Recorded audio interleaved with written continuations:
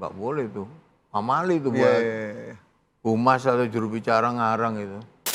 Gus Dur berbeda juga dengan Pak Jokowi. Tentu berbeda juga dengan Pak Prabowo menganggap juru bicara ini penting atau tidak. Ya, Perlu atau tidak? perlu atau tidak. Jangan sekedar jadi etalase aja. Saya pernah, tapi saya nggak mau menunjukkan ininya ya kasus. Saya pernah di telepon Pak Jokowi nyuruh supaya menteri ini nggak ngomong. Oh gitu? Pernah. Waktu itu saya di awal-awal itu selalu ikut kemanapun Pak Jokowi pergi, selalu ikut rapat kabinet kalau ada Pak Jokowi. Nah waktu itu rame di luar, peranglah dua menteri ini. Kemudian saya mendengar sendiri di rapat kabinet pun dia ini cekcok mulut. Memang bertengkar di Benar sidang kabinet? Iya. Bagaimana Pak Prabowo, kemudian ada Seskap, ada Seknek, kemudian ada Biro Protokol di sana. Saya kira untuk Pak Prabowo nggak perlu juru bicara. Nggak pernah ketemu, nggak pernah ngobrol, tiba-tiba seolah-olah tahu apa yang... Merepresentasikan Ya, itu mungkin. kan nggak pas menurut saya. Setuju saya.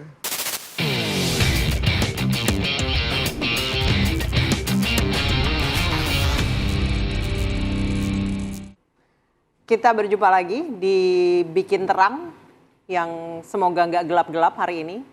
Saya Anissa Dasuki bersama Gaib Maruto dan ada JB yang bukan Justin Bieber. Tapi Johan Budi, Mas Johan apa kabar? Baik, alhamdulillah. Sibuk apa sekarang Mas? Sekarang sibuk ini Pak, mondar-mandir ya sama ngomong cucu. Udah punya cucu loh. Berapa Udah punya cucu? Padahal wajahnya dari dulu awal KPK sampai sekarang begini-begini aja. gitu. Begini-begini aja. Rambutnya aja agak berubah warna. Terakhir ketemu tuh pelantikan Presiden 2019 ya Mas Johan ya? Oh iya ya. Terakhir itu. Nama lengkapnya kan Johan Budi SP. Ya. Tahu nggak SP-nya apa? Apa? Siaran pers. Oh iya dulu. Nggak dulu sekalian dibercandain. bocoran. Iya. Mas Johan ini ada apa hari ini dikabarin gitu. Oh iya berarti besok mesti ke KPK. Dulu di plesetin jadi siaran pers sama. Karena kebiasaan di siaran pers. Berapa tahun Mas Johan jadi juru bicara KPK? KPK itu 10 tahun lebih lah, lebih sedikit. Sejak awal kan saya kerjaannya cuma juru bicara jadi KPK. Baru 2015 saya diangkat presiden jadi PLT Wakil Ketua KPK. Ya. Jadi saya mulai dari step terbawah sampai jadi pimpinan pernah di KPK itu. Nis, tau nggak Nis?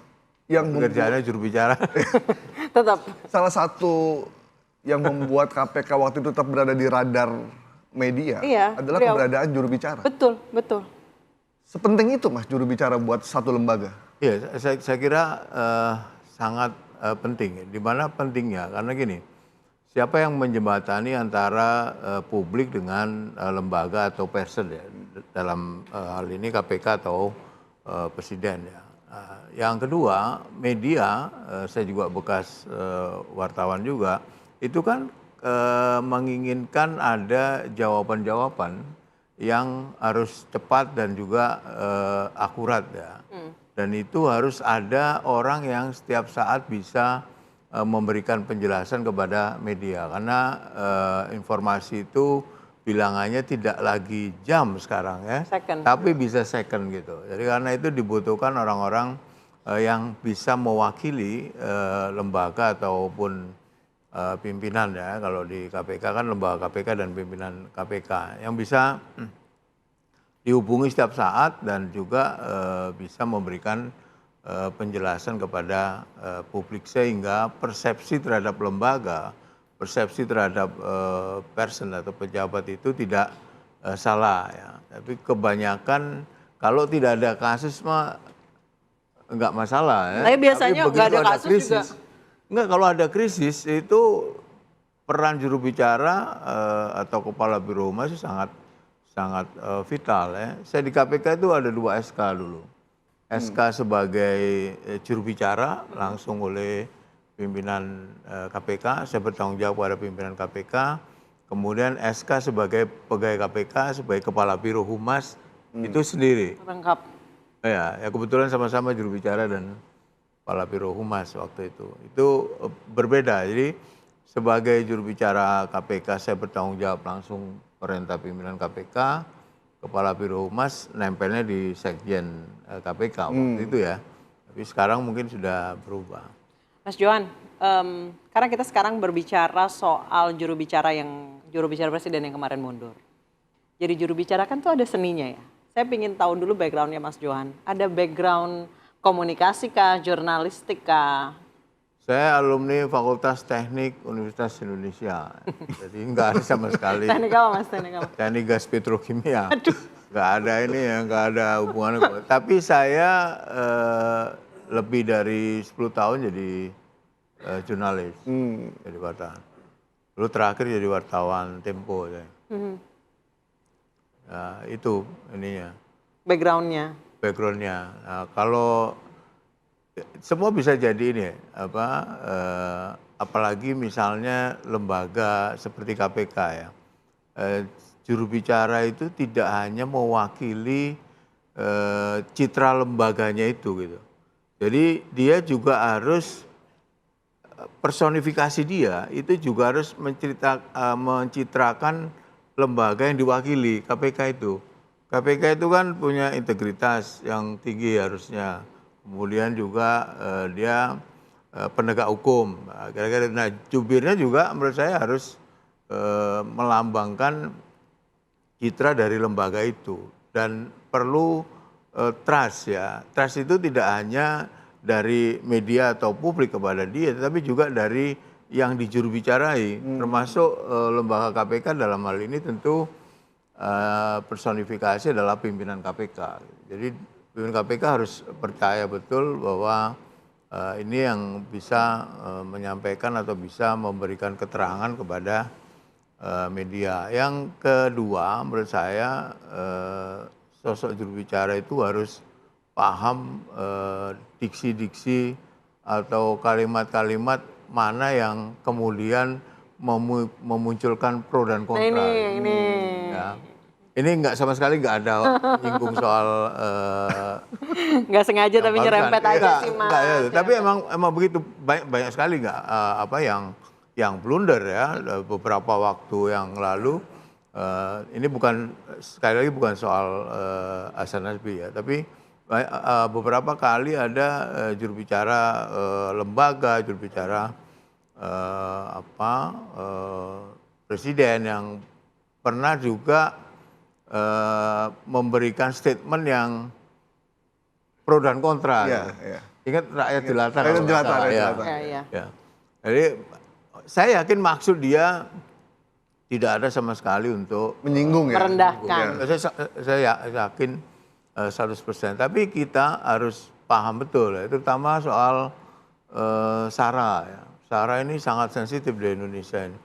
Itu harus tanpa harus kita diperintah oleh yang kita jurubicarai, harus bisa memilih diksi-diksi kalimat yang tidak memunculkan pro dan kontra itu atau menyinggung pihak-pihak yang kemungkinan bisa tersinggung ya. Jadi saya dulu di KPK menjawab pertanyaan itu sambil mikir juga, sehingga kan saya kan pelan dulu ngomongnya kan. Iya.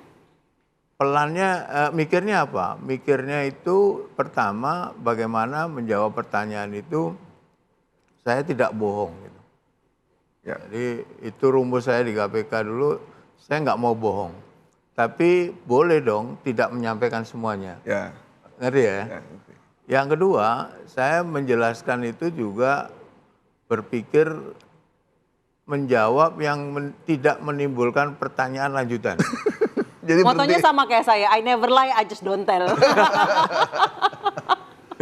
Jadi jangan sampai menimbulkan pertanyaan berikutnya yang kita makin susah menjawabnya. Ya. Satu lagi mungkin Mas, kalau dipotong depan, belakang, tengah, kanan, kiri itu nggak jadi blunder ya? Sering itu, makanya saya beberapa kali teman-teman media yang tahu saya pasti dia mengutip lengkap. Saya kalau nggak lengkap saya nggak mau, mending Anda nggak wawancara ke saya.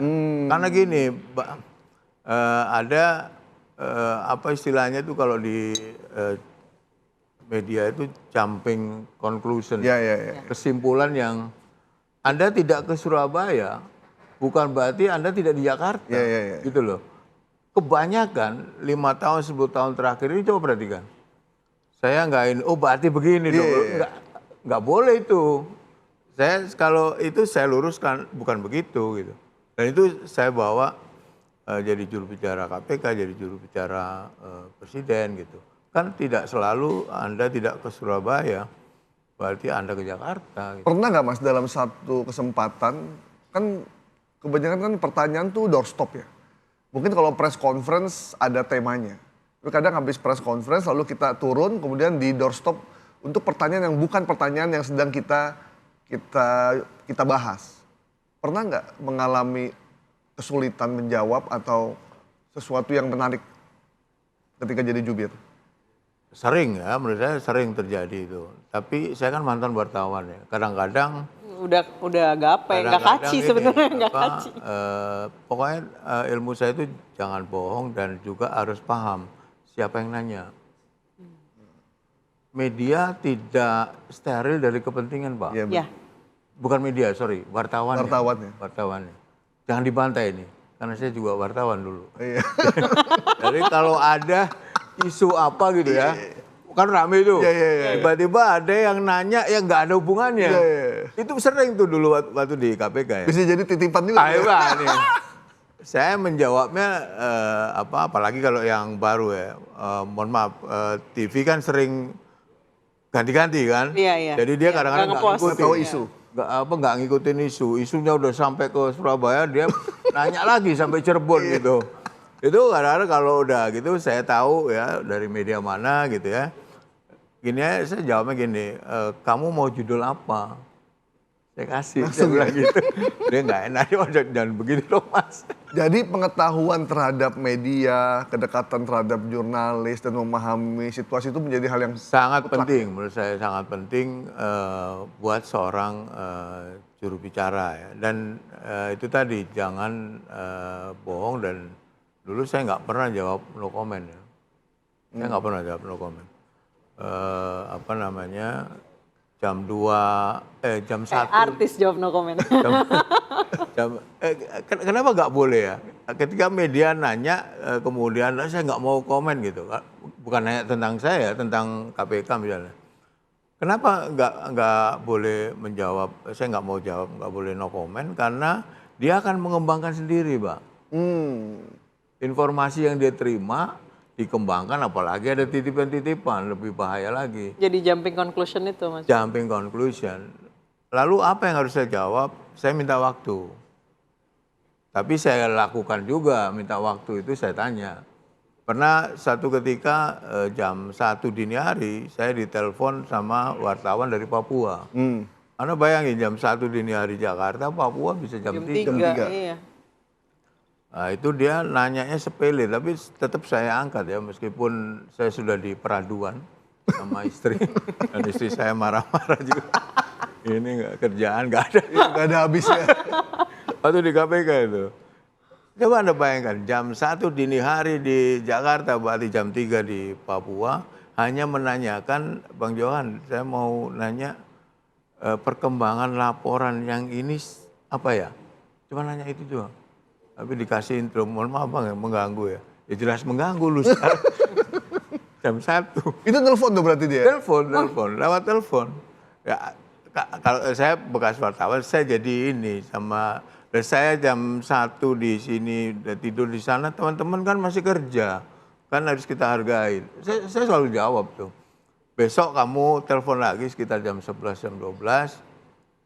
Saya tanya ke Direktur Pengaduan Masyarakatnya, perkembangan seperti apa. Itu mau naik cetak tapi tanggung kan? Belum ada kutipan. Belum ada kutipan. Karena saya nggak mau ngarang-ngarang juga.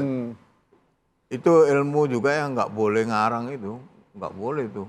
Amali itu buat humas atau juru bicara ngarang itu. Mas Johan, berapa lama shifting dari wartawan 10 tahun, kemudian jadi juru bicara, itu trainingnya, self trainingnya berapa lama? Enggak, saya nggak pernah training soal kehumasan ya di KPK. Saya self training maksudnya kayak otodidaknya berapa lama? Jadi saya trainingnya itu mengenai ilmu-ilmu teori-teori hukumnya yang saya pelajarin untuk menjawab itu. Jadi di awal saya itu benar-benar sendiri juga bikin siaran pers sendiri, kemudian manggil wartawan untuk konfes itu sendiri. Dulu awal-awal belum ada Biro Humas ya. Saya di Direktorat Pendidikan dan Pelayanan Masyarakat waktu itu. Itu saya bikin sendiri sama saya ditugasin Pak Eri ya. Jok, lu kan mantan wartawan, lu ini dong. Itu saya bikin sendiri. Dulu tugas saya itu tiap hari koran gitu ya. Saya lihat hari ini KPK beritanya ada berapa. Target saya sebulan harus misalnya 1.000 atau 2.000 harus ada berita gitu. Sehingga saya meng-create berita ya. Jadi ada konfes yang by design. Maksudnya by design itu nggak bohong loh ya.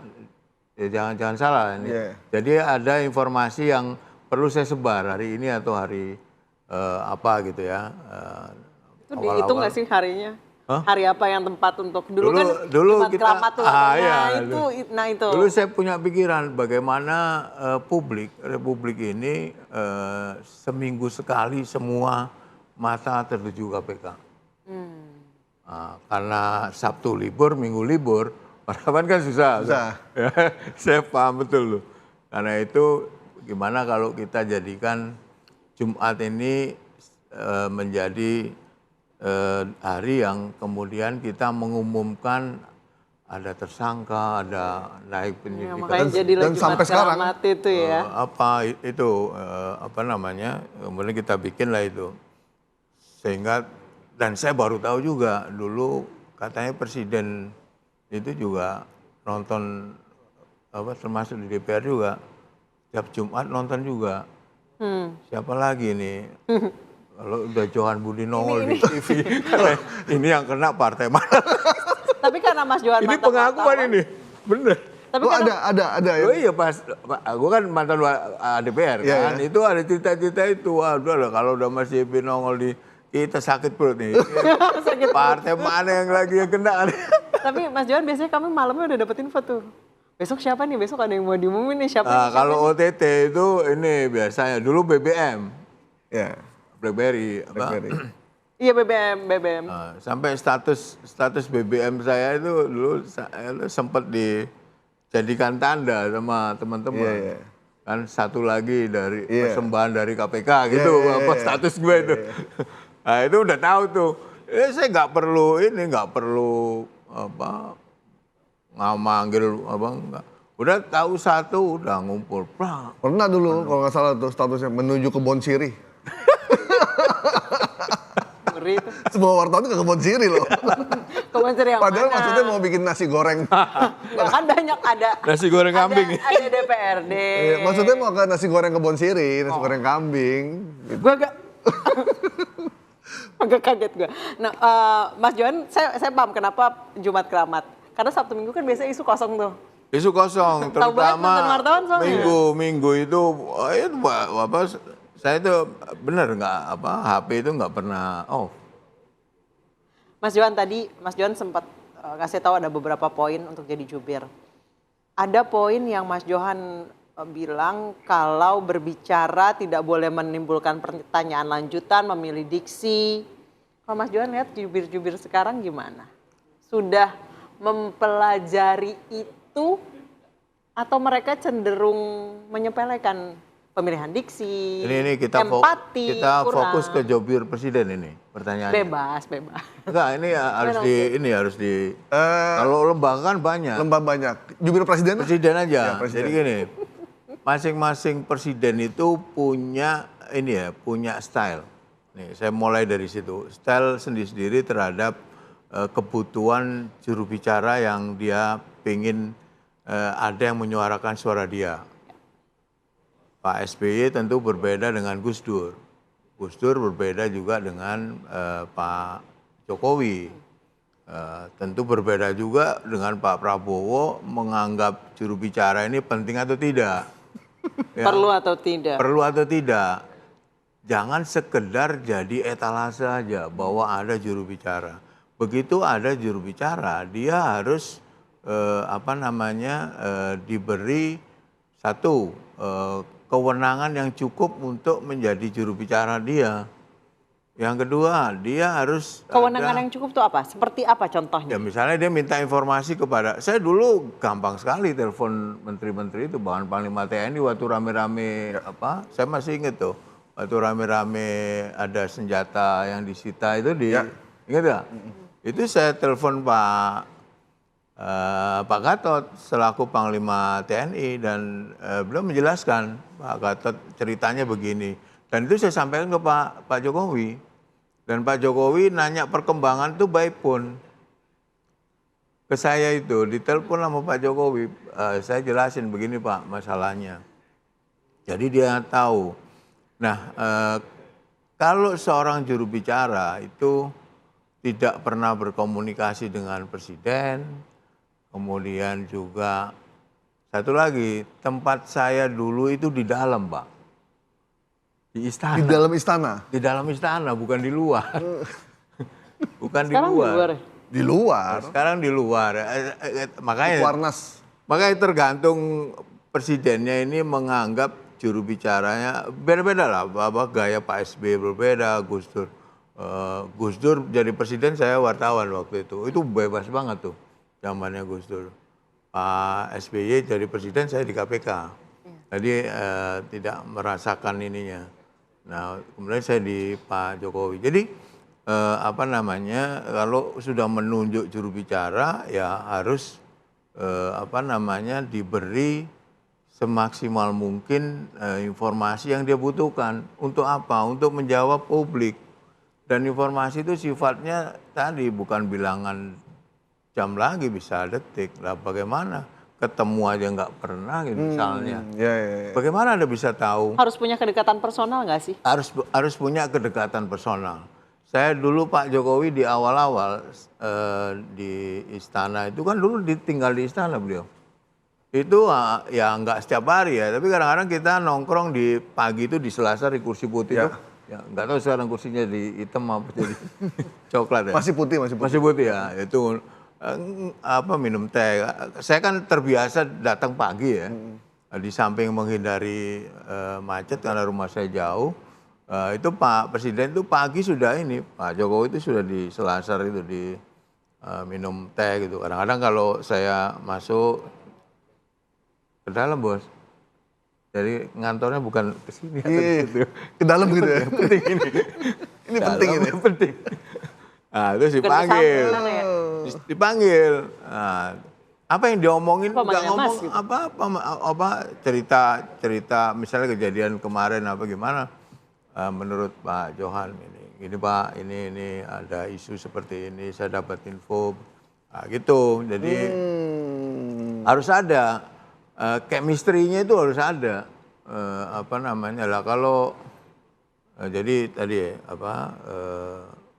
dia harus bisa berkomunikasi langsung dengan presiden, jangan lewat perantara. Bukan juru bicara Pak namanya kalau lewat perantara. Ini namanya apa ya kalau pakai perantara ya? Enggak, misalnya gini ya Pak. Cerdas cermat. Komunikator. Masa jubir pakai perantara? Masa jubir ada isu. Dia nanya nggak langsung ke presiden. Nanya ke orang yang nanti saya lapor dulu ya ke presiden. Kalau ke ajudan masih mending bos.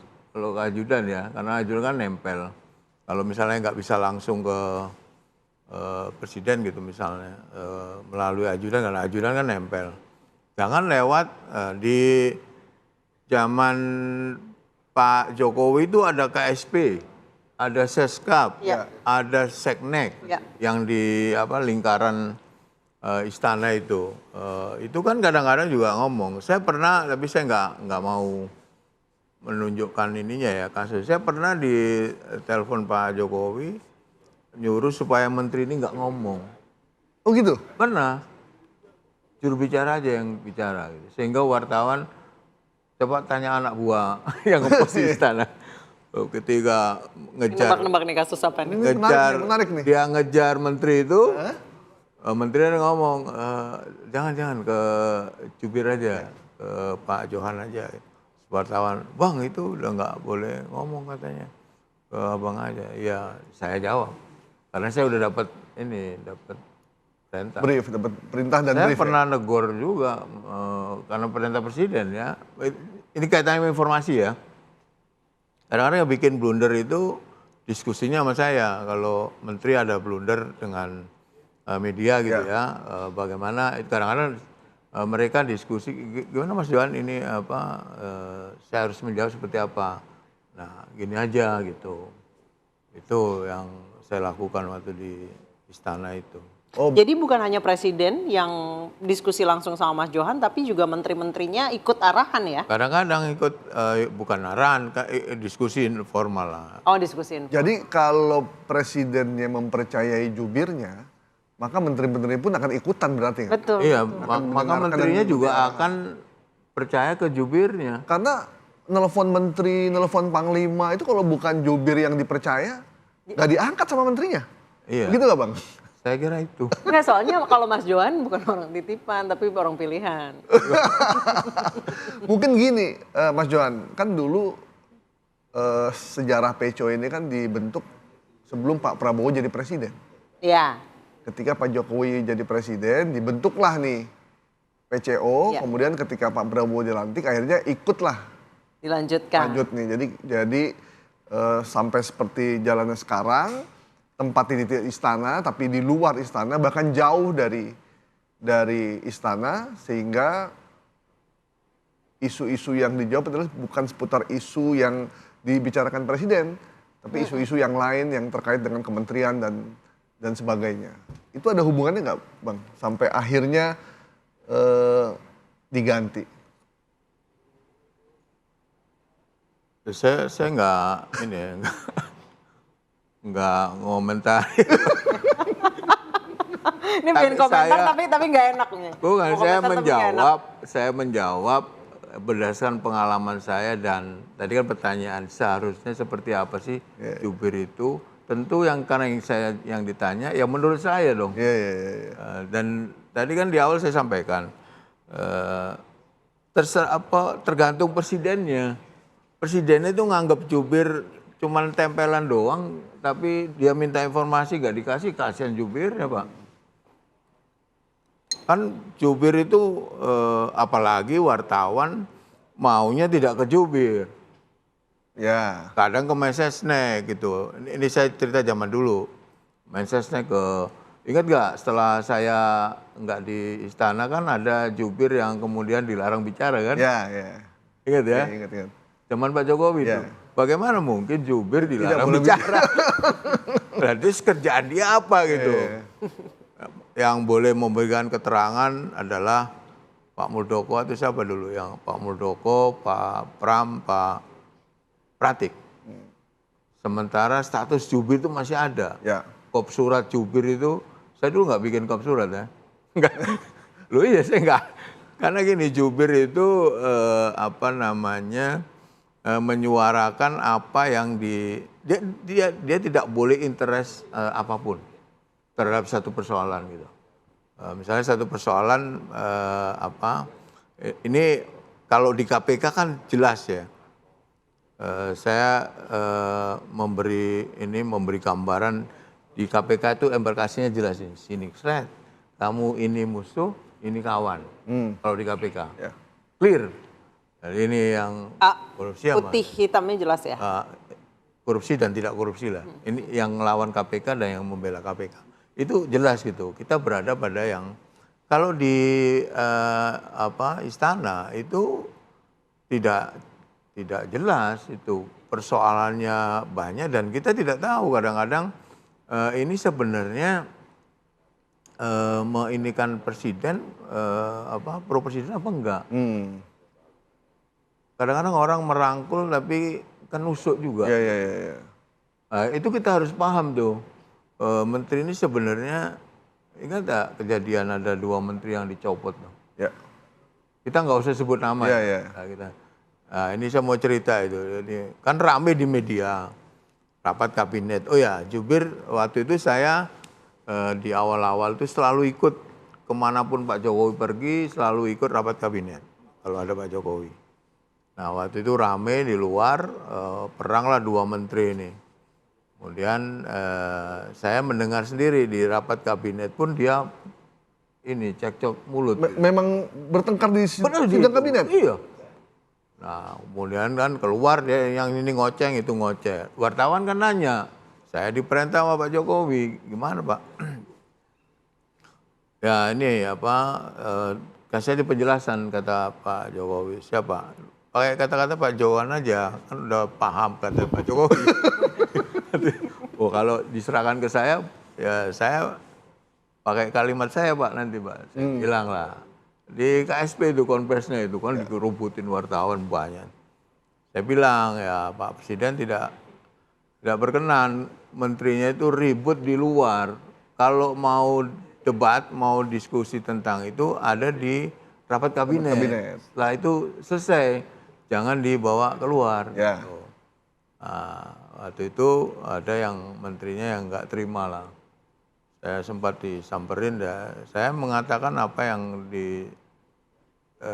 menurut Pak Presiden benar. Ya kan memang begitu. Iya. Jangan ribut di luar, tapi Ributnya di internal Saya aja lupa dalam. ya, saya mau browsing dulu. saya ingin belajar dari jubir. Itu menteri itu gimana cara ngomongnya ke Mas Johan waktu itu? Nyamperin langsung atau by Pas phone? rapat kabinet itu dia ini sambil bercanda sih. Saya pengen belajarin dari jubir, mengatasi masalah yang bisa tambah banyak masalah. Itu nyindir berarti ya? Ini, loh, saya kan nggak membela si A apa si B, dan yang saya katakan itu kan nggak banyak. Saya nggak pernah ngomong banyak Pak. Iya. Poinnya satu tapi kembangannya banyak kalau menjelaskan. Akhirnya menteri itu diganti nggak? Dua-duanya. Dua-dua diganti kan? Terus udah ketemu lagi sama beliau itu? Ya habis itu nggak ketemu lagi. Dia ketemu Pak Jokowi, ketemu apa enggak saya juga nggak tahu. Tapi habis itu udah. Tapi jarak antara yang tadi saya ditegur sama menterinya dengan dia diganti itu kira-kira sebulan 2 bulan lah. Oh setelah itu diganti? Ganti itu. Mas Johan, dulu kan Pak SBY itu tidak pernah ada doorstop. Konvers di istana, pertanyaan sudah tercatat semua. Semua harus teratur, tidak ada doorstop. Pak Jokowi ada doorstop. Itu kan berarti juru bicara berbicara, presiden pun berbicara. Apakah saling ngobrol nggak nih sebelum Pak Jokowi misalnya keluar nih? Pasti akan ditanya ini sama wartawan. Ada official statement ya, istilahnya itu. Jadi presiden misalnya kapan melantik, itu presiden kan kadang-kadang tidak Nggak update, nggak inget. Bukan tidak menyampaikan. Misalnya ada ini revisi undang-undang ini kadang-kadang nggak menyampaikan itu. Sebelum kunjungan itu dulu saya ikut rapat tim itu. Jadi nanti apa isunya itu kadang-kadang Pak Presiden nanya ya, isunya apa. Saya bilang soal ini. Kemudian ini ada beberapa hal yang perlu disampaikan. Kadang-kadang Pak Presiden juga nanya ke saya, ini gimana soal ini, gimana soal yang lagi rame. Oh banyak sih isu-isu yang rame itu.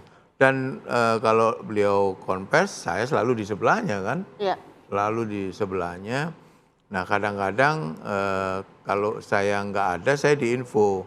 Kan di istana itu ada biro protokol juga yang kadang-kadang memberikan, ada juga staf khusus yang lain kan ada juga. Nah itu apa yang perlu disampaikan. Ada satu peristiwa yang kemudian Pak Presiden menanya ke saya, ini dijawabnya apa? Kalau udah rame isunya. Saya memberi saran. Jadi kalau saya nggak ditanya. Oh sampai ke situ ya Pak Presiden sampai nanya, saya jawabnya gimana Mas Johan gitu? Kasih saran persoalan ini seperti apa? Ya Bapak ini aja Pak. Saya itu pokoknya poinnya sebagai presiden tentu semua statement itu harus mengacu pada peraturan perundang-undangan yang ada. Kalau itu berkaitan sama misalnya sama KPK, ya kalau ada orang jadi tersangka ya kita menghormati proses hukum di KPK itu aja. nggak banyak-banyak. Jadi kadang-kadang kalau udah selanjutnya ke Pak Johan aja. Itu pernah juga. Ada saya, ada Pak Jokowi ngasih statement, kemudian selanjutnya diserahkan ke saya. Saya yang mengembangkan. Padahal isinya itu doang, tapi kita kembangkan kemana-mana. Wartawan kan seneng kalau kita ngomong banyak. Iya. Padahal isinya nggak ada. Jadi Permainan diksi. Dulu di KPK kan 2 alat bukti yang cukup itu senjata. jadi trust presiden terhadap Iya. jadi jubir Mesti itu menjadi kenceng ya. sangat penting ya. Iya, berarti memang iya seorang jubir itu harus handpicked Ya. oleh sang presiden. Kalau bukan ya. Kalau Mas Juan bilang orang titipan. beliau ada di dalam istana, bukan di pinggir, Ya. apalagi di luar Jauh. beberapa kilo dari istana itu saya percaya karena saya pernah wawancara dengan Pak Jokowi dulu. Saya masuk ke dalam istana, di dalamnya Ada Mas Johan Johan. di situ. Saya disuruh Sama ke Pak dalam Pratik. ruang. Mas Johan sama Pak Pratik. Saya disuruh sebelum saya wawancara Pak Jokowi, Mas Johan terima saya waktu itu dari Trijaya. Siapa yang mau wawancara saya? Gitu. Terus kita dibawa ke ruangannya Pak Jokowi waktu itu. Jadi emang beliau memang di dalam. Loh, saya nggak bohong, Pak. Dikirain bohong. Yang ngepost di istana pasti tahu. Jadi ruangan saya itu di samping itu dulu bekas kantornya Pak SBY tanda tangan gitu ya. Iya. Di awal-awal Pak Jokowi masih pakai itu. Tapi kemudian udah nggak dipakai lagi kan. Di atasnya itu yang rapat kabinet. Ya. Nah, rapat kabinet di atas. Nah, menteri-menteri kalau habis rapat kabinet kan turunnya di depan. Nah, Pak Jokowi itu ada ininya, Pak, ada liftnya di situ. Di samping itu saya. Jadi begitu selesai saya selalu lari ke itu. Nah, Pak Jokowi sama Pak Yusuf Kalla itu keluar kadang-kadang berdua, kadang-kadang Pak Yusuf Kalla nunggu di depan situ, kadang-kadang berdua. Nah, jalan lah kita Nah, itu kesempatan saya untuk menanyakan banyak hal yang dititipin oleh wartawan gitu. Jubir itu nggak boleh ada interest, Pak. Nggak boleh ada kepentingan. Contohnya Kalau dia tidak boleh punya- ada interest apa nih? Ya bisnis dia atau apa gitu. Kalau gua Yang kan sekarang nggak- ada ya? Lu nggak tahu saya. Nggak tahu saya. Jadi benar-benar apa yang disampaikan presiden, memahami apa yang kira-kira menjadi pendapat dia segala macam tuh cuma itu aja ya poinnya. Maksudnya dia menyampaikan apa yang terjadi aja. Gini, ada 2 hal ya, presiden sebagai kepala pemerintahan dan presiden sebagai pribadi presiden. Kadang-kadang isu itu tidak terkait dengan dia sebagai kepala pemerintahan. Apalagi menjelang pemilu 2019 dulu. Serangan kan kadang-kadang ke pribadi. Keluarga. presiden, ke keluarga, ke pribadi. Nah, jubir juga harus bisa jawab itu, Pak. Bisa menjelaskan dulu, kita ini katanya kan harus terang ini kan. Ya. Kita bikin terang. Dibikin terang, harus terang tuh. Dulu Pak Jokowi kan dituduh PKI. Ya. Ingat nggak? Ingat, Sering sekali. sering banget tuh setiap mau pemilu. Setiap pemilu muncul. Kalau di ini saya sampaikan bagaimana seorang Jokowi disebut PKI, rumahnya ada musola, Pak. Ya. Saya nggak bohong karena saya pernah ke sana Ya, gitu. Dan wartawan juga percaya. Satu lagi, wartawan juga harus percaya sama jubirnya. Kalau wartawan nggak, jubirnya sering ngomongnya nggak jelas gitu. Itu saya itu sendiri kalau itu nggak perlu kan pribadi nih, bukan kebijakan. Nah, saya sebagai juru bicara dulu kan sering talk show dulu di menjelang pilpres itu dulu. Saya sampaikan bagaimana Pak Jokowi disebut PKI. Saya menjelaskannya dengan cara itu gitu. Sangat personal juga ya penjelasannya. Ya itu kan diksi kalimat yang ada di saya, bukan di Pak Jokowi gitu. Nah tadi di awal nah jubir itu harus paham soal diksi-diksi kalimat-kalimat yang membuat orang itu tidak menjadi pro dan kontra gitu. Pasti disanggah oleh wartawan, kan bisa ada. Nah kita debat di situ sama lawan-lawan itu. Ya. Saya mau nanya pendapatnya Mas Johan soal jubir yang baru mundur. Statementnya yang paling kontroversial itu terakhir yang rekan-rekan Tempo yang dikirimin kepala babi, terus responnya seperti itu. Ya dimasak aja gitu. Kalau kira-kira Mas Johan berada di posisi itu, jawabnya apa? Kalau saya harus sesuai dengan mainstream, Pak. Media itu di atas, Pak. Nggak boleh dilecehkan. Meskipun kita benci banget misalnya. Jadi sikap dia itu melecehkan media sebenarnya ya? Bukan, Mbak. Ini yang tadi jumping. Ini yang saya sebut tadi sebagai jumping conclusion. Biar cepet aja saya mah. Jadi saya selalu itu nggak bisa begitu, jangan begitu. Saya kan menjelaskan. Jadi kalau menjawab itu harus tahu mana yang kira-kira menimbulkan pro dan kontra. Yang kedua, ini kaitannya sama media itu sensitif, Pak. Media itu temennya dari mulai bawah sampai atas presiden. Dan kita juga harus paham bahwa media itu punya peran yang penting dan di dalam masyarakat itu menepati posisi yang, sehingga jangan pakai kita pasti, kalau saya yang jawab pasti kita mengutuk ya. Langkah orang yang ngirimin media kepala babi itu tidak dibenarkan kalau saya yang jawab, tidak dibenarkan di negara yang berdasarkan Pancasila ini. Meskipun itu nggak ada kayak, tapi kita pakai.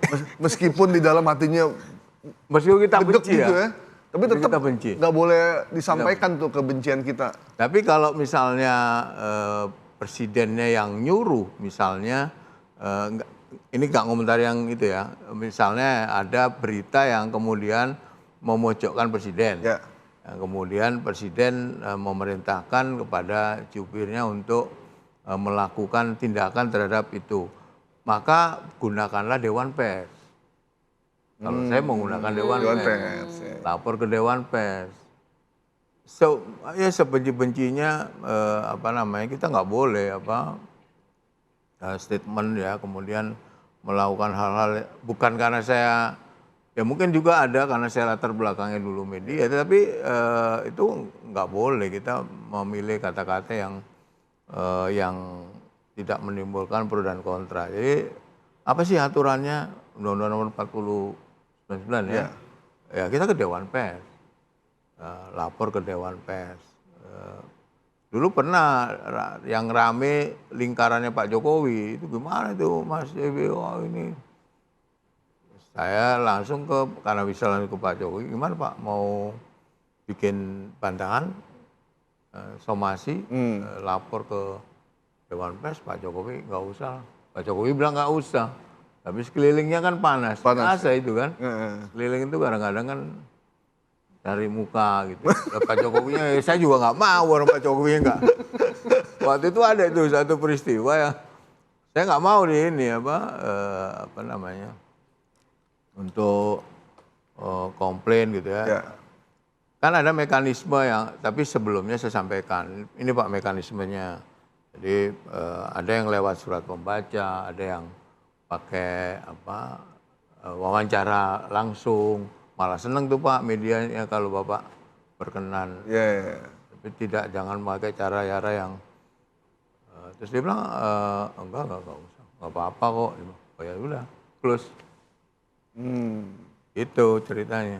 Kalau Mas Johan melihat respon dari juru bicara mantan juru bicara presiden menjawab seperti itu, apa komentar pribadinya Mas Johan ya sebagai mantan mantan juru bicara presiden? Saya nggak ngikutin detail ya, tapi saya lihat di potongan-potongan apa yang dijelaskan oleh Hasan Nasbi itu kan dia membela diri merespon dari apa yang dilakukan oleh wartawan Tempo. Sebenarnya. Tapi saya nggak yakin ketika dia ditanya soal itu, apakah di pikiran dia itu karena merespon wartawan Tempo? Saya pikir enggak. Paham maksud saya? Karena itu kan sambil jalan tuh. Nah, kan dia nanya itu apa? Itu dikirimin kepala babi. Kan dia soalnya nggak tahu kan. ngomong ngikutin nggak? Ikutin, lihat. Penjelasan dia itu kan dia ngomong begitu karena wartawan Tempo itu menanggapi kiriman itu dengan santai, Santai. Iya, dengan iya, guyon. iya. Makanya saya guyon juga. Iya. Itu kata Hasan Nasbi. Iya. Kalau itu yang dikatakan ya dia kan merespon itu sebenarnya apa dibikin bercanda. Berarti dia waktu itu bercanda juga gitu loh. Sebenarnya ya. Sebenarnya kalau lihat jawaban dia, tapi saya nggak yakin ketika dia ditanya itu sudah tahu bahwa ini merespon wartawan Tempo gitu, santai. Saya yakin nggak, itu mungkin spontan ya. Orang kan bisa apa salah ini ya, spontan aja. Apalagi kalau kita udah deket sama wartawan ya, kadang-kadang bisa bercanda juga bisa gitu loh. Mungkin itu dianggap nggak serius terus kemudian dijawab seperti itu. Tapi Mas Johan, jawaban seperti itu kalau misalnya memang merespon teman-teman Tempo ini responnya santai, itu haram nggak sih jawab kayak gitu? Haram nggak sih? Enggak boleh, saya nggak boleh. Kan di awal saya bilang jangan menggunakan diksi yang kemudian kita mayoritas Muslim. Ya. Meskipun wartawan Temponya non Muslim Iya. kan, yang cewek itu. Kemudian masa ya jangan, pokoknya nggak pas menurut saya nggak pas. Kalaupun itu bercanda ya bercandaan yang nggak pas. Kalau saya melihatnya jawaban dari Mas Hasan Nasbi ini, bahkan wartawan yang nanya pun juga tidak percaya bahwa itu jawaban yang diberikan oleh Pak Hasan. Sampai dibilang, gimana Pak? Gimana? Jadi dia juga bingung gitu Iya, dengan jawaban Dengan itu. jawaban gitu. itu. Nah, ini apa kepala babi dan dia sambil jalan. Sambil jalan iya. Kalau Nah, boleh nggak sih nanggepin pertanyaan sambil jalan seorang juru bicara? Ya Situasional. Situasional. situasional lah. Apa tergantung ininya. Kalau kita buru-buru ya nggak apa-apa sambil jalan. Enggak sih itu bukan. Tapi Mas Johan sih nggak pernah sambil jalan kayaknya. Enggak, selalu berhenti ngadep kamera. Sepengetahuan saya ya. Kayaknya Mas Johan Budi paham banget angle belakang. Karena dia tidak merasa selevel menteri. Kalau menteri kan biasa sambil jalan. Mas Johan, ini kan Tapi dia selevel menteri ya. level Hasan menteri. Nasbi, iya. Level menteri. Apalagi selevel menteri. Level menteri loh. Walaupun belum punya gedung. Mas, ini kan PCO ya, jubir, dilembagakan ya. Kalau dulu kan nggak dilembagakan ya, atau dilembagakan dulu? Enggak ada. Nggak dilembagakan, dia melekat sama presiden kan. Nah, akhirnya kan ini diganti. Kita belum tahu nasib Iya. PCO selanjutnya nih kayak apa. So far sih itu ya Pak Hadi Prasetyo ya? Ya, tapi kan tidak resmi kan, maksudnya baru sementara waktu. Iya, diminta aktif untuk Ya. jadi. Menurut Mas Johan, ke depan apakah dengan stylenya Pak Prabowo ini masih perlu ada jubir? Kalaupun ada, jubir seperti apa yang kira-kira pas dengan stylenya? Atau siapa orang yang tepat? Mungkin sebagai mantan juru bicara presiden tahu kan? Kalau lihat susunan kabinet yang sekarang ya, dan bagaimana Pak Prabowo kemudian ada Seskap, ada Seknek, kemudian ada Biro Protokol di sana. Saya kira untuk Pak Prabowo nggak perlu juru bicara. Tapi nanti wartawan update info terkini dari siapa? Dia bisa nunjuk Mensesnek yang gini loh. Syarat utama juru bicara itu kan dia harus ada di dalam itu. Iya. Seskap juga bisa ditunjuk sebagai juru bicara kalau dia mau, kalau Pak Prabowo mau. Sekarang Pak Prabowo merasa butuh jubir apa enggak? Ya, Saya kira jarang dia di doorstep tuh. Pernah nggak? Pak Prabowo Jarang, konferensi resmi kan. iya tidak sesering Pak Jokowi. ada, pernah. Pernah ada. ada di Kalau Pak SBY kan sudah restriksi ya. Nggak boleh. Kalau Pak Prabowo masih ada. Masih Terakhir ada. kasus yang apa ya? LG atau apa ya di doorstop? Masih ada doorstep. Iya, jadi kalau lihat ininya nomenklatur yang sekarang ada di lingkaran istana itu Nah, sekarang kepala komunikasi presiden ya? Presiden. Apa istana? Kepala komunikasi presiden. PCO itu Official, singkatan apa ya? Presiden. Oh, Communication Official. Office. Office ya. Ya, presiden ya. Itu punya 9 juru bicara kalau Ya. nggak salah di bawah Dengan berbagai bidang. berbidang. Banyak rekan-rekan kami juga Ya, dan menurut di saya berbagai televisi. juru bicara itu nggak per bidang, Pak. Coba saya tanya ke Dulu Mas Johan ada timnya di nggak? negara lain. Nggak ada. Nggak ada. Mas Johan dulu ada tim kan? Ada anak buah dikasih. Oh. Anak buah. Kayak juru bicara Gedung Putih juga cuma 1 orang. Satu orang, iya. Pentagon 1. Iya. Nggak ada Pak juru bicara sampai bagaimana memisahkan soal politik misalnya. Politik yang soal Hukum. pertanian. Iya, iya, Kan ada pertanian, ada gimana? Nanti ganti-gantian yang ngomong. Rempes. Dan kalau gitu jangan disebut sebagai juru bicara presiden. Nggak apa-apa itu. Ya humasnya istana kayak apa. Ya.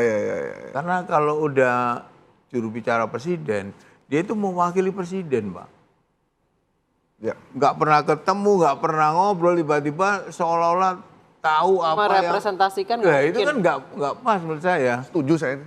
Belum lagi kalau ada Emang- persoalan-persoalan yang tidak di pemerintahan gitu. Ini belum aja. Nanti kalau ada persoalan-persoalan personal keluarga. Ini ya Pak Prabowo statement ada yang saya tahu ada yang mengata-ngatai saya apa itu? Ya. Itu kan pernah dia. Ya. Saya tahu orangnya gitu kan. Saya tahu orangnya gitu. Saya tahu orangnya ini itu sok pinter apa itu. Nah, kalau wartawan ngejar itu kan pasti nanya ke juru bicara terus dong. Iya. Habis presiden memberi statement kan ke juru bicara. Ada nggak statement lanjutan? Nggak ada. Nggak ada. Informasi nggak pernah diberikan secara tuntas. Nggak ada kan biasa nih kalau majalah atau apa yang dulu ya, pengembangan dari ini radio juga ada kan pengembangan dari ini kalau udah sekarang ijazah palsu misalnya kan dikembangkan oleh TV itu misalnya. Ya. Oh ini menarik nih untuk ini kalau rapat redaksi saya membayangkan. Bikin talk show, bikin liputan panjang. Setiap statement yang memunculkan pertanyaan publik, apalagi yang memunculkan pro dan kontra, pasti media akan mengejar itu. Nah terus siapa? Kalau presiden ngomong sekali, ya jangan presiden terus disuruh ngomong. Ya. Harus ada anak buahnya. Ya. Nah siapa yang ditunjuk terserah presiden. Nah kalau dia ada resmi ada lembaga juru bicara, ya juru bicara ini yang harus menjelaskan maksudnya apa, siapa yang dimaksud. Pasti gitu kan pertanyaan wartawan. Nggak logika sederhana gitu. Masalahnya ketika ditanya ke juru bicara, masalahnya adalah presiden pun tidak menceritakan, tidak ngobrol, tidak dekat. Ya sudah berhenti sampai situ. Nah itu makanya syarat utama juru bicara adalah berkomunikasi dengan saya bahasa itu chemistry-nya sama. Mas Johan dulu Mayor Teddy berarti cocok. ketika dipilih, ketika di handpick oleh Pak Jokowi itu ada wawancara gitu. Gini, saya mundur dari KPK itu tanggal 1 atau 2 Januari 2016. Saya nggak kepikiran jadi juru bicara, Pak. Waktu itu mundur aja. Bahkan saya mau balik lagi jadi wartawan karena yang nawarin. Ada yang nawarin jadi Pemret waktu itu. Oh iya. Oh iya. Iya, nawarin jadi Pemret. Udah Johan, ini aja kamu gajinya pasti lebih tinggi dari gaji kau di KPK. Itu hari itu Senin apa Selasa gitu ketemu sama orang TV itu kemudian tanggal 5 apa 6 gitu ya. Pokoknya nggak lama dari situ orang istana nelpon. Panggil Pak Jokowi. Saya nggak kenal Pak Jokowi, Pak. Serius? Saya nggak deket sama sekali nggak ada sejarah misalnya pas wali kota saya nggak ada. Nggak pernah kenal sebelumnya. Tapi Pak Jokowi itu senang lihat saya cara menjelaskan dia disampaikan.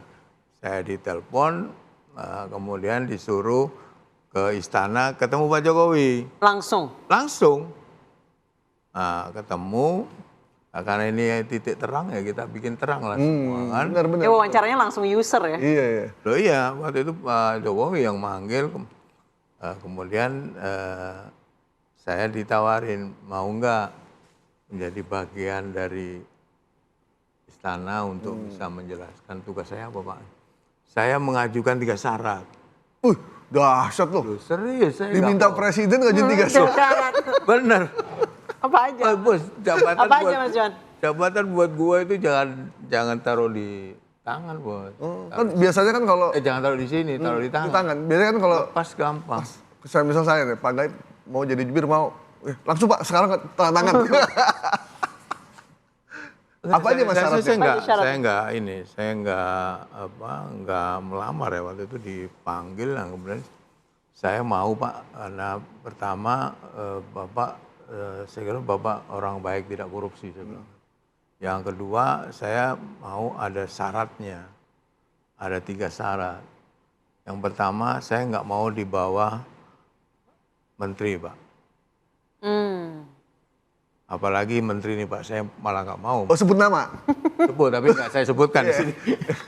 Biar bikin terang Pak Johan, Mas Johan. Ya tapi bikin terang tapi nggak enak. Ntar di belakang layar aja ya. Jadi nggak mau di bawah menteri ini. Gitu. Saya nggak mau dibawa menteri ya. Yang kedua, Bapak harus membolehkan saya berkomunikasi secara langsung, Pak. Apakah lewat telepon, apakah lewat lewat tatap muka, apalagi hal-hal yang menyangkut persoalan-persoalan ada di istana gitu. Kemudian yang ketiga yang saya minta kepada Pak Jokowi adalah nanti apa yang saya sampaikan kadang-kadang tidak sama dengan keinginan Bapak. Tapi saya menyampaikan itu Pak, tapi kalau Presiden sudah memutuskan tentu saya akan melaksanakan. Tapi saya memberikan saran itu. Jangan nanti ya kalau udah namanya presiden kan tersinggung lah. Iya. Iya. Ya itu ini kok langsung di bawah saya. Anggit dipanggil. Ya. Git sini Git. Nah, Anggit datang. Langsung tuh hari itu juga Oh, dipanggil. iya ada di situ dia kan di. Karena yang nelpon saya Anggit waktu Iya, itu. iya. Mas Anggit Sespri. Coba tunjukin kepresnya ke Pak Johan. Ini enggak yang dimaksud. Udah jadi. Loh, udah di ini sama dia. Saya setuju apa enggak? Kok bisa secepat itu? Terus dia ya nggak tahu, tanya Pak Jokowi. Berarti dia udah tahu syarat Mas Johan apa aja. Setelah itu, ingat nggak konvers itu? Saya, Teten, Pak Jokowi Ya, ya? Iya, bertiga. Pak Jokowi di tengah, saya di kanan, Teten di kiri. 2016 ya. 2016 Januari. Kan Pak Jokowi ngomong, saya senang. Itu habis ngomong sama gua. Langsung gue dibawa. Baru langsung dibawa Iya, itu? dibawa konvers. Oh itu baru interview pertama langsung dibawa konvers. Iya, siangnya apa sorenya disuruh ikut rapat kabinet. Lu beneran. Saya Pak Jokowi waktu itu menyebut ini membantu saya senang sekarang banyak orang baik di sekeliling saya. Ingat nggak? Iya. Nah, terus Bardangan nanya ini staf khusus. Pak tugasnya apa? Ya. Juru bicara ya seperti itulah. Itu ada Pak jejak digitalnya. Ya seperti itulah juru bicara. Siangnya Pak Johan langsung ikut aja ke rapat kabinet. Banyak yang kaget dong. Hah? Banyak yang kaget dong. Ya. Kan banyak musuh juga di situ. Bukan banyak Pak. Rata-rata ya? Banyak yang dendam sama Mas Johan. Banyak. Bener tapi untungnya ini ya saya kan nggak kalau memberi keterangan kan nggak menyakitkan hati kan. Ya.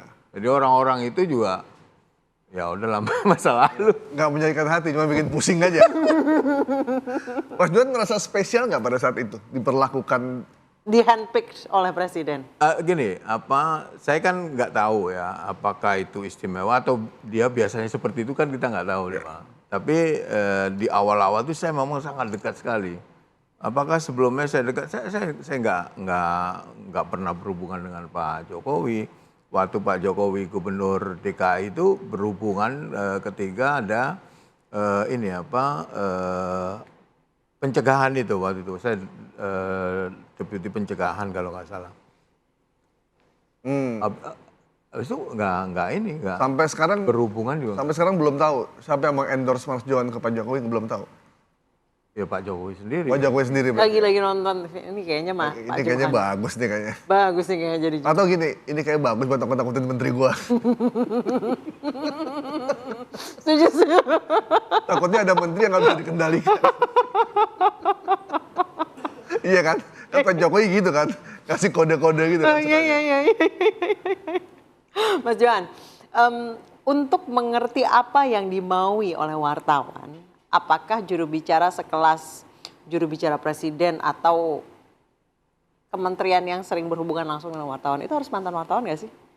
Menurut saya enggak. Jadi gini, Tapi kan kayak Mas Johan itu paham betul hari apa akan konvers, karena kenapa kebetulan dipilih saya hari ini, itu. Saya mantan wartawan, tapi tidak harus mantan wartawan. Jadi, Tapi harus mengerti maunya media ya. ya ada rasa empati dan paham bahwa dulu tuh saya kalau ngasih penjelasan ke anak buah saya di KPK, wartawan itu sejajar sama kita. Dia bukan atasan kita, bukan bawahan kita juga. Maksudnya kita itu ya pimpinan KPK, ya pegawai KPK. Jadi kita sama, berada sama. Mereka butuh informasi kita sediakan. Tapi kalau mereka nggak benar ya kita juga harus tegas. Kalau saya tegas juga dulu kalau di awal-awal jadi humas di KPK itu banyak wartawan amplop itu yang udah habis siaran konferensi gitu ya. Nunggu. Nggak pulang-pulang. Nggak pulang-pulang. Gue nggak tahu bahwa serius. Meskipun gue ini sama wartawan, gue nggak tahu. Terus nyamper, Bang, nggak ada uang transport. Uang transport dari mana? Gaji gua ya tiap bulan berubah. Gak ada di sini. Lu mau ngeliput silakan, kagak juga kita gak butuh. Saya bilang gitu sama dia. Ada yang ngomong nih penyidik ini Bang, penyidik ada yang minta duit nih.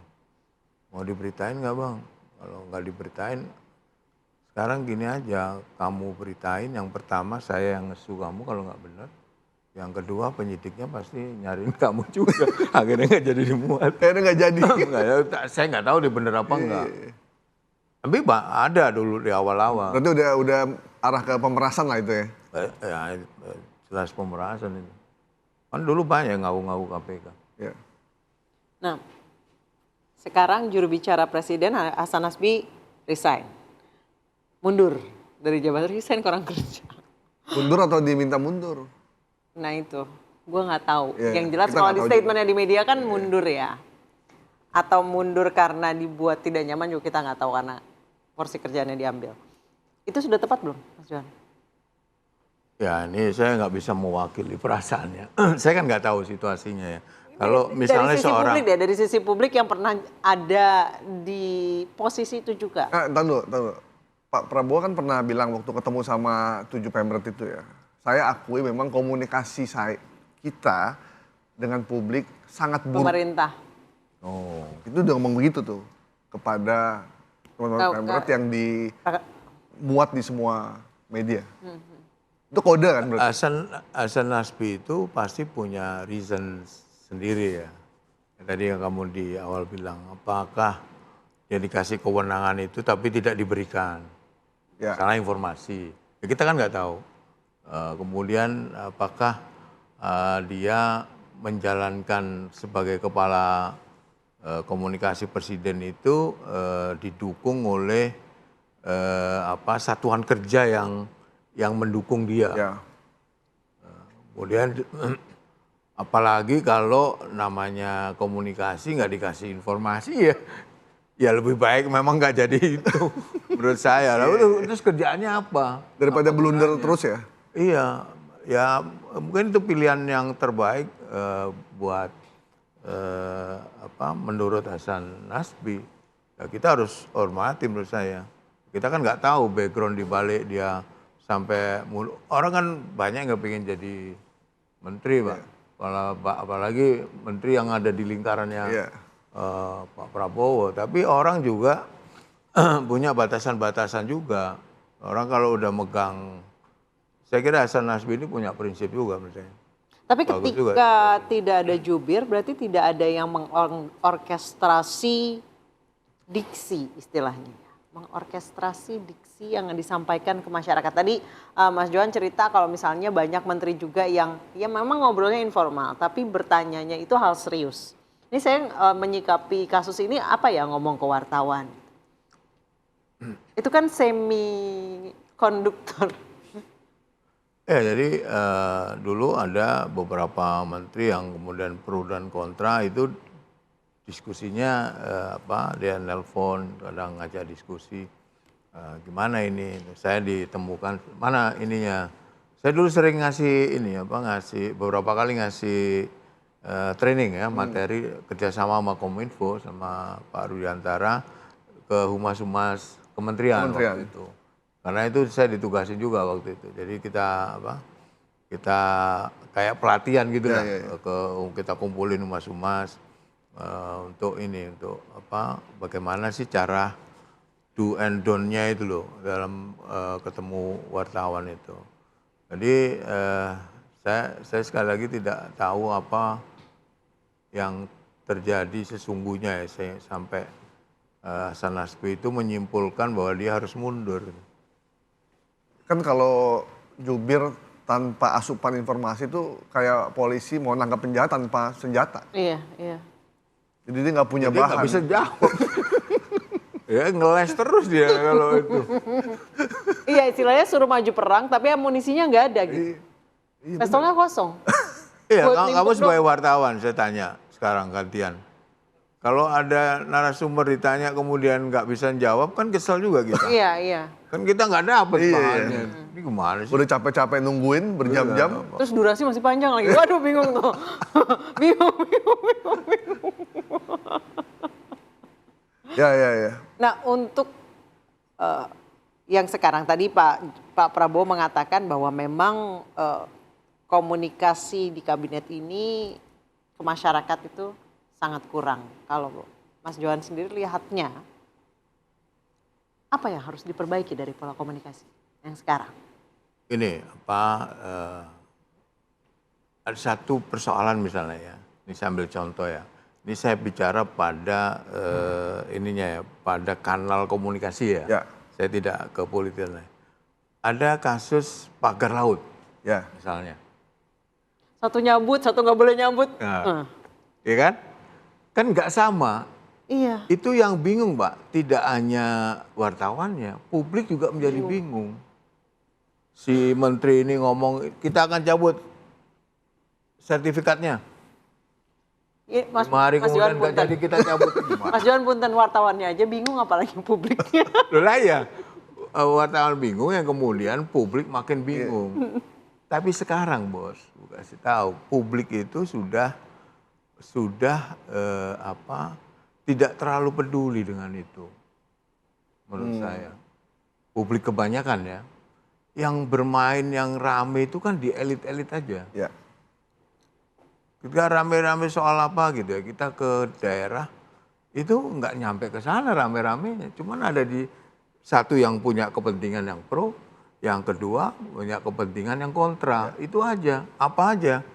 Semua persoalannya. Nah, komunikasi yang dibangun, yang satu ngomong A, satu ngomong B itu dampaknya ke publik juga, ke luar negeri juga. Ada loh dampaknya. Iya. Saya dulu pernah statement, itu yang cuman sekali itu yang bangga juga saya. Saya statement dikomentari sama juru bicaranya Amerika. Presiden. Lu kasusnya apa tuh Bang? LGBT. According to apa? Ini nggak baik ini katanya. Gue yang ngasih, gue kan temennya banyak dulu wartawan ABC, BBC, punya teman akrab juga saya. Apa tuh yang Amerika itu VOA. CNN. VOA. Itu juga banyak kan ada teman-teman Di sini VOA Indonesia suka ngutip. itu saya langsung dari sana banyak teman yang di sana itu kadang-kadang minta informasi juga ke itu yang ngasih tahu dia, Bang. Lalu saya dianggap ini Indonesia dianggap tidak memberi hak yang sama terhadap LGBT waktu itu. Berarti dia ngutipnya kurang lengkap saya bilang. Saya panjang ceritanya gitu gue bilang. Tapi according to-nya itu Dimension ya? dimension.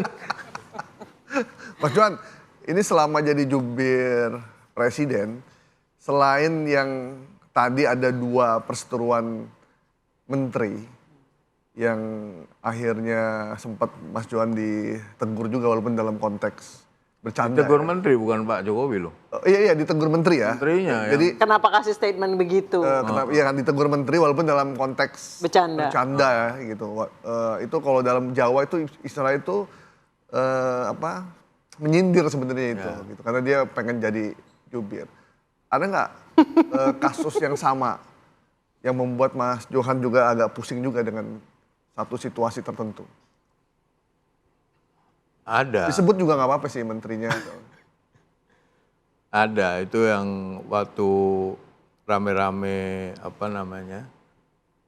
tapi ini bukan sama menteri sih, sama keputusan presiden yang ada beberapa menteri yang kemudian tidak sebangun lah kira-kira gitu. Tidak nyaman. Tidak nyaman.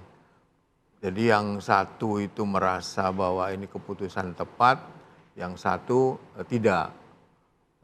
Nah, Pak Presiden waktu itu dalam punya statement yang tidak sama dengan keputusan karena dia tidak tahu waktu itu memang. Saya tahu nih dari mana kok dia tidak tahu ya ketika saya kasih tahu Pak ini sudah ada keputusan Presiden bahwa ini perlu disebut nggak enak juga disebutnya. Nggak apa-apa Mas. Ini Pak, belum ada keputusan. Sudah ada keputusan Pak. Loh siapa yang ini? Loh kan Kepres Pak, berarti Bapak yang tanda tangan. Wah marah dia kan, ditelepon lah menteri. Ini menteri itu ditelepon, kemudian. Menteri yang mengusulkan itu? Yang di bidangnya sama yang mengadministrasikan. Kan di dalam istana ada 2 menteri tuh. Salah satu lah, tebaknya salah satu. Tebak aja di antara itu. Ya, di antara itulah ya. Satu lagi menteri yang terkait dengan itu, kementeriannya. Itulah kemudian dipanggil sekretarisnya protokol itu kan ada yang di dalam itu ditanyain, mana bawa ke sini itunya? Bawa lah. Oh iya benar Pak Johan, ini ternyata Udah ada keputusan.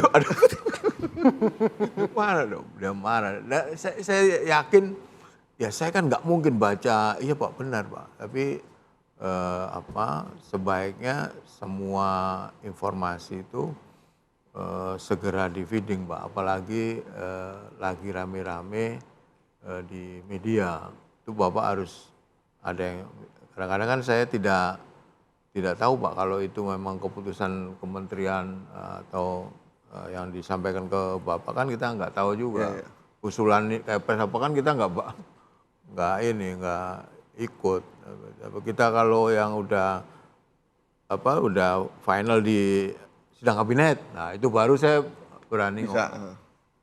Oke, menjadi juru bicara tidak hanya asal bisa bicara, tapi ada seninya dan seninya butuh mengasah juga ya. Ini benar ini, ada seninya memang. Semua bisa nulis, tapi ada tulisan yang enak dibaca dan tidak perlu. Ada yang nggak enak dibaca dan tidak perlu. Sama seperti bicara. Iya benar, presenter juga gitu sama. Semua bisa Bicara. Dulu orang apa yang ada di image seorang ya. terhadap kepala biro humas dan juru bicara. Kan orangnya harus ganteng, cantik, wangi, ya kan? Ya. Itu Ya, Julian terpatahkan Pasha sih ganteng sih. enggak, itu tidak ada pada diri saya semua itu. Iya, iya, iya. Saya enggak perlente dulu, coba batik juga ganti-ganti kan, sampai ibu saya beliin batik loh. Kasihan lihat batik muka Iya, iya, ganti-ganti. Nggak ganteng, lusuh, tapi kan ternyata juru bicara itu yang diperlukan adalah bagaimana dia menyampaikan informasi kepada media, kepada masyarakat melalui media, itu yang benar-benar bisa dipercaya. Betul. Yang kedua, dia bisa diakses setiap saat dibutuhkan oleh media, sehingga tidak ada salah persepsi antara yang dijurubicarai dengan publik. Gitu. Menguasai seni berbicara, ketika berbicara dengan wartawan seperti apa, jangan sampai mispersepsi. Dan tadi satu pesan dari Mas Johan, jangan sampai menimbulkan pertanyaan tambahan. Oke, kita sudahi Bikin Terang hari ini. Semoga pernyataan atau cerita kisah dari Mas Justin Bieber ini, JB. Ya. Sebenarnya masih banyak yang nanti bisa kita open, diceritain. Nanti kita undang lagi supaya makin terang lagi. Nanti ada Mas Pung juga. Ya. Mas Pung lagi liburan ya. Karena masih ada waktu beliau jadi jubir kan ada juga menteri yang masuk KPK kan kalau nggak salah. Ada kan? Ada. Kan udah tahu duluan sebenarnya. Oh ya ada cerita itu, tapi off the record. Ada cerita itu nanti gue ceritain, tapi off the record. Oke, terima kasih Mas Johan Budi. Kita jumpa lagi di Bikin Terang berikutnya. Semoga Indonesia semakin terang.